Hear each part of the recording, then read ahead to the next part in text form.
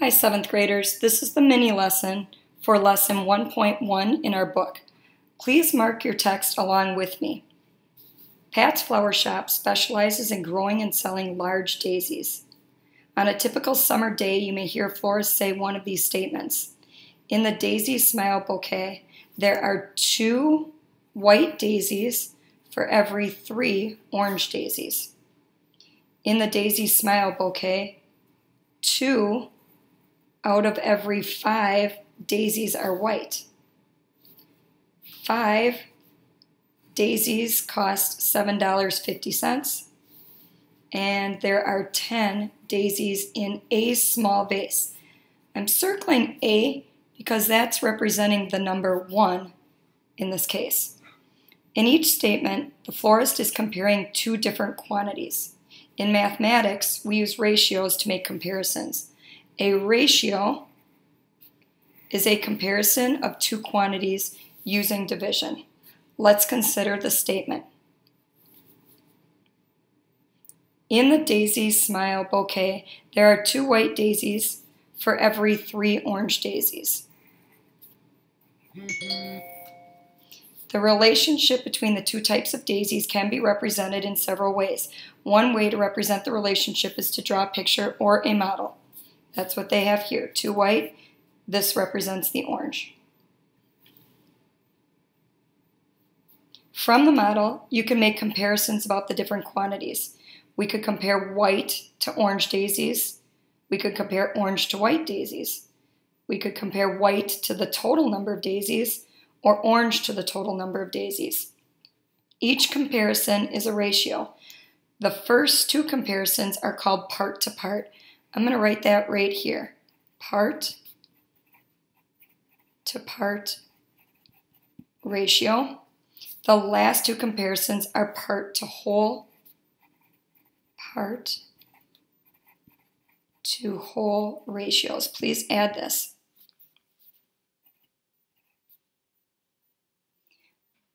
They are part to whole because you're comparing one of the parts, either the white or the orange, to the total number of daisies. The table shows 3 different ways to represent the part-to-part ratio.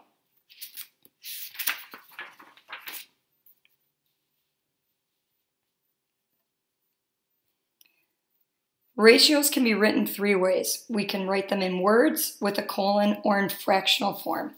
So in words, we just spell it out, 2 white daisies to every 3 orange daisies. Using a colon, we want to use labels, 2 white daisies, colon, 3 orange daisies. Or in fractional form, it would be the first piece is the numerator, the second piece is the denominator. Notice that that's something you need to make sure the order's there. And again, we're using labels. So they did the same thing with orange to white daisies. We can also write part to whole ratios to show the number of each daisy compared to the total number of daisies. The table shows 2 different ways to represent part to whole ratios.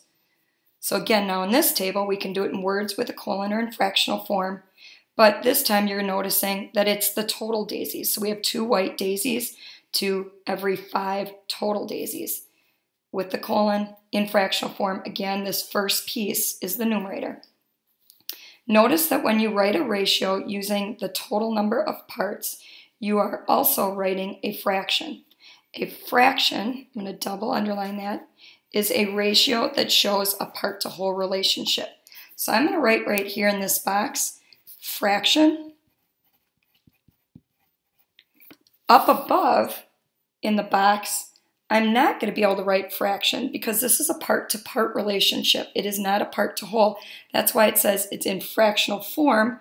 It looks like a fraction, but we can't call it a fraction unless it's expressing a part-to-whole relationship, which is what this little symbol here is going to show us. Both are considered ratios, but only part-to-whole is a fraction. So I made myself a little note here, because this is something that a lot of students get confused on and it becomes a misconception for some. So make sure you realize not all ratios are fractions, but all fractions are ratios. And I know that can seem confusing, so I'm going to give you an example that'll make sense. If we talk about apples and fruit, not all fruits are apples, right? We have bananas and grapes and other fruits. but all apples are fruits.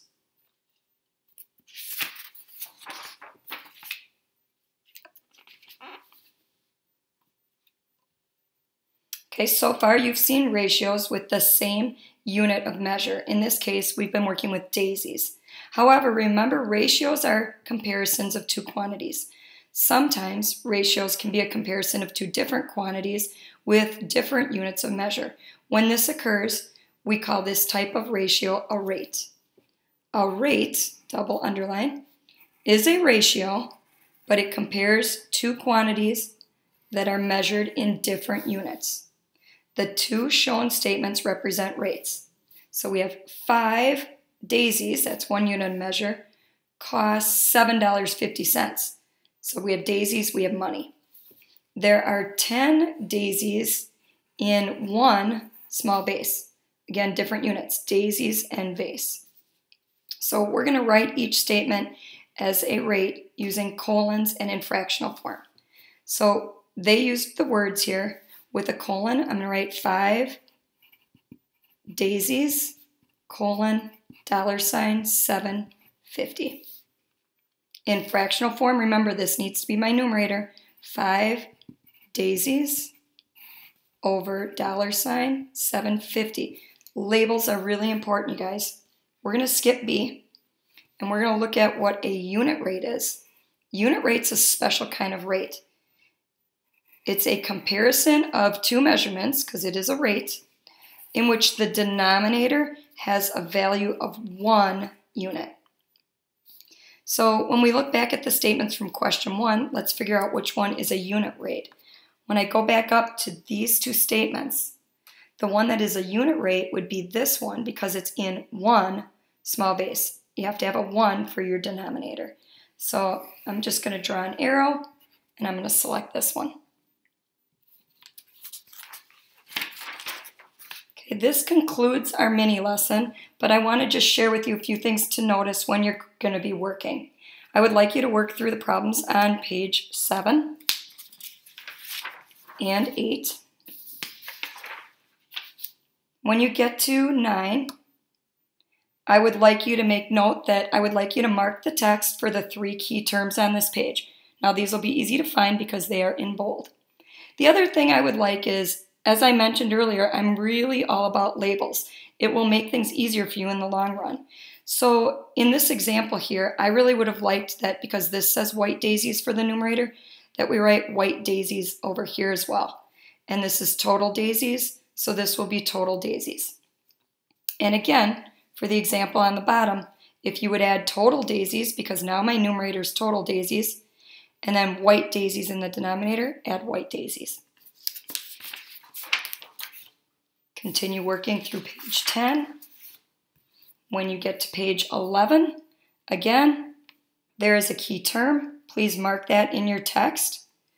When you get to part 2 here, you can skip B, C, D, and E. I would like you to do 2A and F. This final page is a really nice graphic organizer. We are actually going to use this in class for our sharing portion. So if you are absent, I would really like you to look this over and see if you're able to match these statements down here with the correct terms by looking up here at this graphic organizer. Thank you.